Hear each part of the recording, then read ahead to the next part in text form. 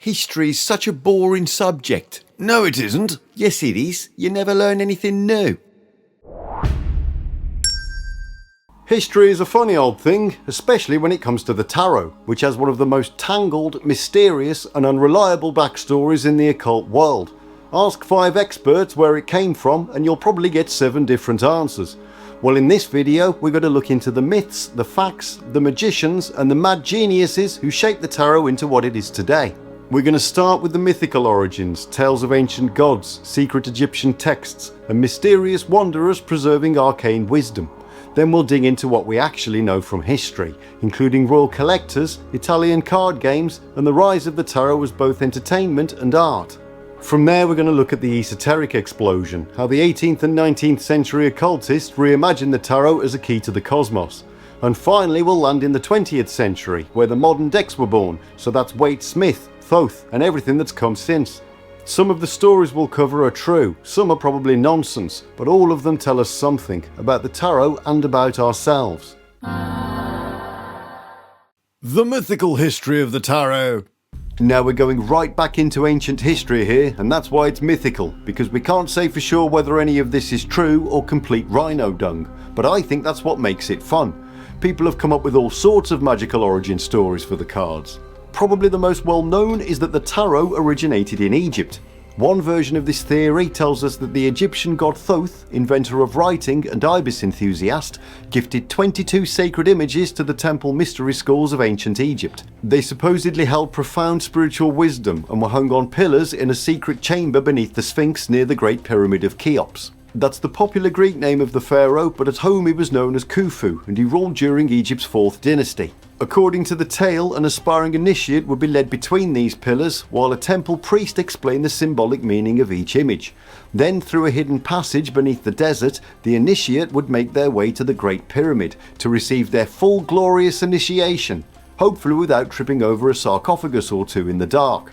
Another legend claims that just before the famous Library of Alexandria went up in smoke, a group of very concerned scholars gathered in the city of Fez, Morocco for an emergency wisdom preservation summit. These clever clogs apparently came from all over the world, but inconveniently they all spoke different languages, so in a fit of creative genius, the arty scholars amongst them whipped up a symbolic visual language that everyone could understand. That, we're told, eventually evolved into the tarot. In another version of this story, and I think this one's my favourite, the scholars decided to compile all the world's wisdom into a single monumental book. But rather than store it in the library, which to be fair was probably looking a bit iffy at the time, they disguised it as a gambling game. The idea being that while humanity might lose interest in enlightenment, it would never stop chasing gold and a quick buck. Thus, according to this tale, the tarot survived, not because of spiritual dedication, but because people really like card games. Another popular version suggests that the cards were brought out of Egypt by Romani people. This was due to a widespread belief at the time that the Romani had come from Egypt, a land already steeped in magic, mystery and the arcane. Many Romani people enjoyed that mystique and didn't go out of their way to correct the assumption. In the UK, we still see plenty of fortune tellers in beautifully painted wooden caravans. Some people moan about that, but I think they're really cool. These days, most scholars believe that the Romani people more likely migrated from India. That fits in with other stories, which propose that the tarot evolved from older gaming or fortune-telling systems in India or China, such as the I Ching. While there's no evidence, that version does sound like the most plausible. Anyway, so far we've talked about what we don't know, so now I think it's time to move on to what we do know.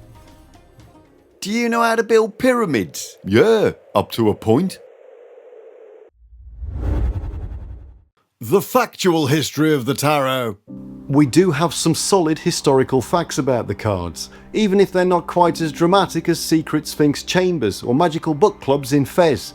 The very first mention of the tarot we can find comes from 1332, when King Alphonse XI of Castile and Leon banned them, alongside other gambling games. Yes, the first official mention of the tarot is someone trying to get rid of it, so we're off to a good start. Just a few years later, in 1337, a German monk named Johann of Rheinfelden got really excited about a 52-card tarot deck and claimed that they could be used to teach moral and social lessons, so not a million miles away from where we are now. Sadly, that enthusiasm wasn't shared by his ecclesiastic brothers or the authorities, and card games in Europe were pretty much outlawed at the time. In 1392, Charles VI of France commissioned 3 decks of the major arcana from an artist named Grigonor, making him the first documented tarot nerd, and the first man ever to say, "I need this one for reading, this one for display, and this one just in case." By the 1400s, tarot had spread to Italy, where things got wonderfully over the top. Enter the TAROCCHINI, a local variant that said, "You know what this deck needs? More cards." Some versions ballooned to over 100 cards, adding things like zodiac signs, planets and the cardinal virtues, just in case your game night needed a little more theology. It was especially popular in Bologna, where people used the cards for playing a game similar to bridge, but with significantly more allegorical judgment. Despite all the extravagance, the decks weren't entirely standardised. Different regions had different numbers of cards, different suits, and often wildly different artwork. At least one deck reportedly had over 140 cards, which suggests that someone really wanted to win, or they accidentally shuffled in a second deck and just decided to go with it. TAROCCHINI helped to pave the way for the modern tarot structure, but in its day it was mostly a stylish pastime for nobles, a hot mess of symbolism, unbelievably confusing gameplay and Renaissance bragging rights. It was around this time that the oldest surviving decks were created. In the mid-1400s, the powerful Visconti and Sforza families of Milan commissioned a very posh deck of tarot cards, hand-painted in gold leaf. The cards established much of the visual and structural foundation for later decks, the 4 suits, the court cards, and a recognisable series of trumps. We can think of them as the prototype of the modern tarot, filtered through wealth, politics, and the Renaissance obsession with virtue and order. The next earliest deck we know of came from around 1490 in Venice, where we find the Solar Busca Tarot. This was the first ever deck to have full illustrations on all of the cards, including the minor arcana. Not just geometric patterns like we saw on the Sforza deck, but a narrative scene on every card, and it was astonishingly well painted for the time.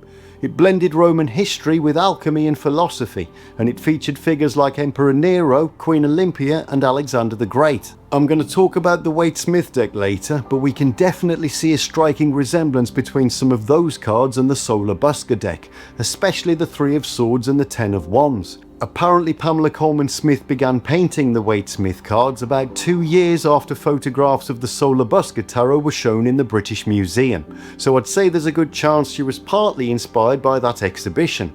Anyway, going back to 17th century France, the invention of woodblock printing gave birth to what would become one of the most iconic and widely reproduced decks in history, the Tarot de Marseille. This version standardised much of what we now associate with modern tarot. The suits were stylised versions of swords, cups, coins and batons, while many of the images of the major arcana inspired the Waite Smith deck. By this time the tarot had made its way into the general population, where it was used for both gambling and education, especially amongst those who couldn't read. So the Marseille deck wasn't originally mystical, it was still a card game.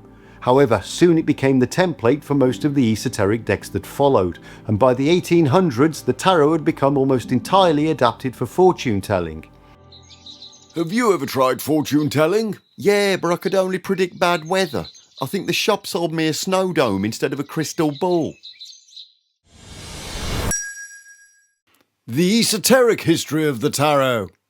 Now we're going to move on to easily one of the most important characters in the development of modern tarot reading. Anton Court de Gébelin was a Protestant pastor, scholar, Freemason and Enlightenment thinker. He was born in 1725 in Nîmes to a prominent Huguenot leader. I think I'm pronouncing that properly. Anyway, the Huguenots were a group of Protestants, but Protestants were persecuted in Catholic France at that time, so the court family fled to Switzerland, where Gébelin was ordained as pastor in 1754. He returned to France when things started to settle down, and he joined the Freemasons, eventually becoming a member of a lodge that I'm not even going to attempt to pronounce, but it was the same lodge as a certain Benjamin Franklin. His experiences led him to become a big advocate for religious freedom, but he was also a prominent supporter of American independence. However, his real passion lay in the study of myth, symbolism, and in particular the origins of language, to the extent that he's considered to be one of the pioneers of linguistics. Gébelin believed that early humans were actually a lot cleverer than we give them credit for. I've started distinguishing between the self and the observer of the self. Ah, the duality of consciousness. There's a blast from the past. He believed that humanity was once a high enlightened civilization, and he sought to rediscover its wisdom through language and symbolism. In 1781, Gébelin published an essay as part of his massive work Le Monde Primitif. This is considered to be the first ever esoteric account of the tarot that didn't treat it as a game but as a symbolic and philosophical system. In the essay, Gébelin claims that the tarot was descended from the Book of Thoth. The Book of Growth? I've already read that. It's about pubes and your voice breaking. A brief history of the Book of Thoth. In ancient Egyptian mythology, Thoth was the god of writing, magic and divine knowledge, often depicted with the head of an ibis and a serious fondness for scrolls. According to legend, Thoth wrote a sacred text containing the secrets of the universe, the Book of Thoth. This mythical book was said to grant its reader extraordinary powers, from understanding the speech of animals. Did you know that humans eat more bananas than monkeys? That makes sense. I can't remember the last time I ate a monkey. To controlling the elements. Behold, I've summoned the element of water. Ooh, drizzle. Well done. There's something we never see in the UK. To perceiving the gods themselves. What are you looking at? Are you God? Yes. Have you got a business card or something? I've got a universe, will that do? I suppose so. Stories of the book appear in later Egyptian literature, such as the Setna cycle, where a prince discovers the Book of Thoth, unleashes supernatural chaos, and ultimately suffers divine punishment for misusing it. The message is clear: some knowledge is too powerful for humans to handle. While no physical copy of this legendary book has ever been found, the idea of a lost text containing hidden wisdom endured. Over time, the Book of Thoth became a catch-all reference for secret or sacred knowledge, especially in magical and occult traditions. So obviously this was a big deal. Upon first seeing a tarot deck, Court de Gébelin declared it to be a surviving fragment of the Book of Thoth. I cast my eyes and immediately recognized the allegory. As soon as he saw it, he immediately believed the imagery preserved ancient Egyptian philosophy in symbolic form and claimed that Egyptian priests had encoded their teaching into these cards, which were later brought to Rome, passed to the papacy, and eventually made their way to France. For Gébelin, the tarot was not a card game, it was a secret book in disguise, hiding plain truth in plain sight. There was just one problem. He didn't have a single shred of evidence to back up his claim. And what is your sauce? Trust me, brother. Despite this, Gébelin's thoughts on the tarot have endured. Shortly after his essay appeared, another Frenchman, this time an occultist named Jean-Baptiste Alliette, became the first to publish a method for reading the cards for divination. And if we read that particular individual's surname backwards, we get Etteilla. Now, regular viewers will know that I've had a lot of fun with Etteilla over the years, but I would like to point out that when you put the Grand Etteilla Tarot book through Google Translate, it can sometimes come out sounding either bizarre or utterly hilarious. However, I cannot overemphasize how important Etteilla was in the development of the esoteric tarot. He was the first to publish a full divination system for the cards. In 1785, he released a book that I'm not going to try and pronounce, but it translates to Way to Recreate Yourself with a Deck of Cards Called Tarots. Look, I'm sorry, but no matter how important he is, I'm always going to find the translations funny. Anyway, it was Etteilla who came up with card spreads, reversed meanings, and the idea that each card had a symbolic interpretation. However, what people sometimes don't realise is that it was also Etteilla who came up with many of the correspondences that I talk about all over this channel. Correspondence Corner! I'm going to get to Éliphas Lévi and the Golden Dawn next, but Etteilla was assigning the cards to the zodiac, the planets and the elements long before anyone else had even thought about it. Now, he claimed that he was taught this system by an Italian in 1751, but again there's no evidence of this. In any case, the Grand Etteilla Tarot was the very first deck to be purpose-built for esoteric work, and his studies directly influenced all the later systems of structured occult symbolism from societies like the Golden Dawn. They picked up the ball and ran with it, but it was Etteilla who got that ball rolling in the first place. So although there's been much merriment with the English translation of his work on this channel, I can say that there's a very good chance that without Etteilla, I probably wouldn't be sitting here talking about this subject right now. He may have been eccentric, but he turned theory into a living tradition, and for that, every tarot reader owes him a debt of gratitude. Éliphas Lévi and the Hermetic Order of the Golden Dawn.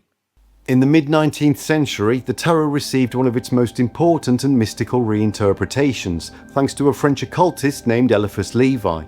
Born Alphonse Louis Constant, Lévi once trained to be a Catholic priest, before taking a sharp left turn into ceremonial magic, esoteric philosophy, and really dramatic facial hair. Lévi believed that ancient wisdom was hidden in plain sight, scattered through symbols, myths and sacred systems.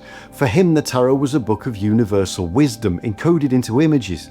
He was the first to clearly and systematically connect the 22 major arcana to the 22 letters of the Hebrew alphabet, drawing from Kabbalah, Hermeticism, astrology and alchemy. He didn't invent the idea of the tarot as mystical, but he gave it structure. It was Lévi who mapped the cards onto the Kabbalistic tree of life, explored their links to the four elements, and wrote about them as stages of spiritual awakening. Lévi saw the tarot as a kind of magical alphabet, a visual key to unlocking the hidden forces of the universe. Now, I'm currently working my way through his seminal book, Transcendental Magic, and I think it's fair to say that his style can be flowery, dense, and occasionally bewildering, but his influence was enormous. He inspired almost every modern occultist and society with his work, perhaps the most important being the Hermetic Order of the Golden Dawn. Building on Lévi's connection to the major arcana and the Hebrew alphabet, the Golden Dawn expanded the system to include the minor arcana, assigning each card a precise place within their elaborate magical system. Every suit, court card and pip was matched with an astrological decan, Sephiroth on the Tree of Life, and elemental energy. Nothing was left unlabelled. The Golden Dawn also introduced correspondences that have become standard in modern tarot. They treated the cards as tools for meditation, spiritual ascent, and magical operations. In Golden Dawn practice, laying out a tarot spread was more like opening a symbolic map of the soul.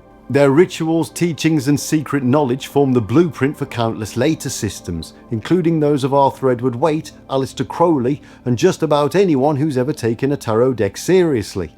They provided the final piece in the puzzle that brought us to where we are today.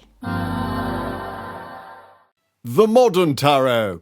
At the dawn of the 20th century, the tarot took on the form we now know best, thanks to two members of the Hermetic Order of the Golden Dawn, Arthur Edward Waite, a poet, mystic and scholar, and Pamela Colman Smith, an artist, writer and publisher. In 1909 they released the Rider-Waite-Smith deck, published by William Rider & Co. Waite supplied the esoteric structure, steeped in Kabbalah and Golden Dawn symbolism, but it was Smith who brought the cards to life. Just like the Solar Busker, she illustrated all 78 cards, including the minor arcana, but here it became much more relatable. She created vivid scenes that made each card a story in itself, accessible, intuitive, and above all emotional. Smith drew inspiration from theatre, folklore, and her own spiritual sensibilities, although she was largely uncredited at the time, and her name wouldn't be added to the deck until many decades later. Despite this, her artwork shaped the way millions of people visualize the tarot. Her images have been endlessly copied, adapted, and reinterpreted into every kind of deck you could imagine. Now, I do need to point out that Waite didn't completely follow the Golden Dawn system, as it was still a closely guarded secret at the time, so there are some discrepancies. Despite this, it remains without any shadow of a doubt the most influential tarot deck ever created. Whether you're sitting with a fortune teller, watching a TikTok reading, or taking part in an occult book club, the chances are that you're seeing the Waite-Smith deck or something that was based on it. About 20 years after Waite and Smith brought their deck to the world, another Golden Dawn member set out to make something completely different. Enter Aleister Crowley, poet, magician, scandal magnate, and self-declared prophet of a new aeon.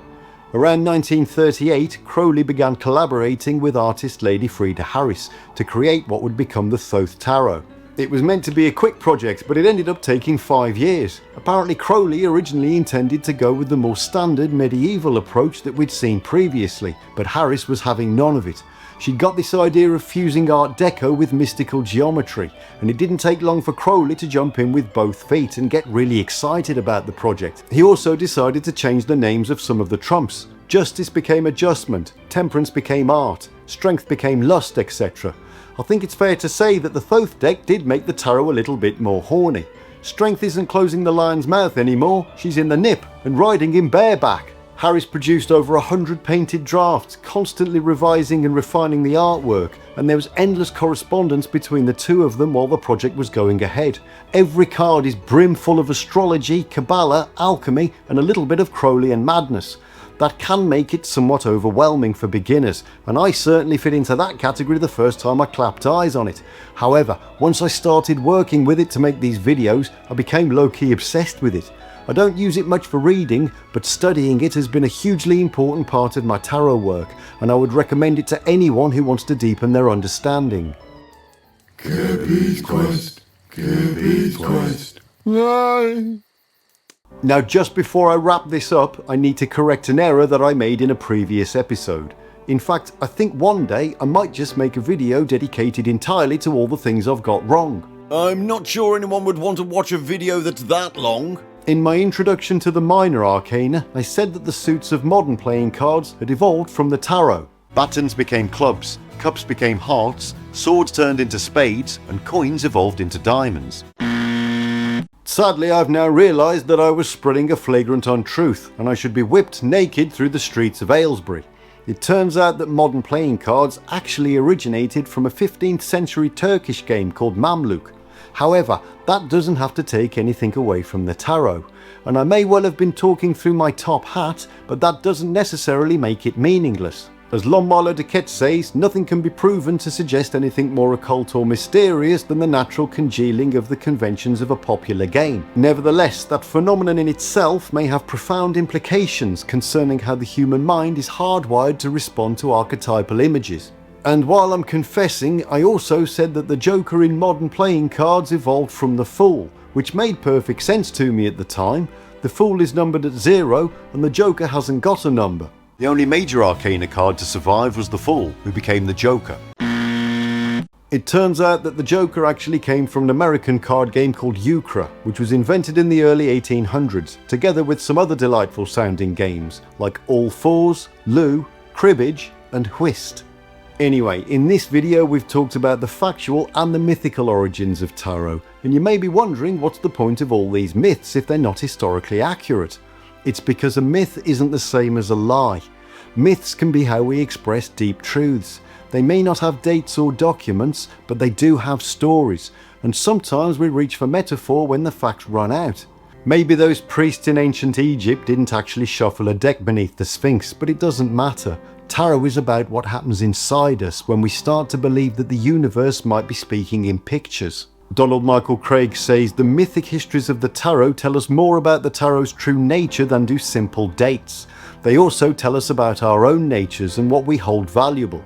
Therefore, the mythic histories of the tarot are important, not for objective historical fact, but for what the myth means to me, to you, and to human civilization. Well, that's the entire history of the tarot. Myth, fact, and creative guesswork. If you enjoyed this, then please consider liking and subscribing. May the coming days bring you just enough mystery to keep things interesting. Until next time.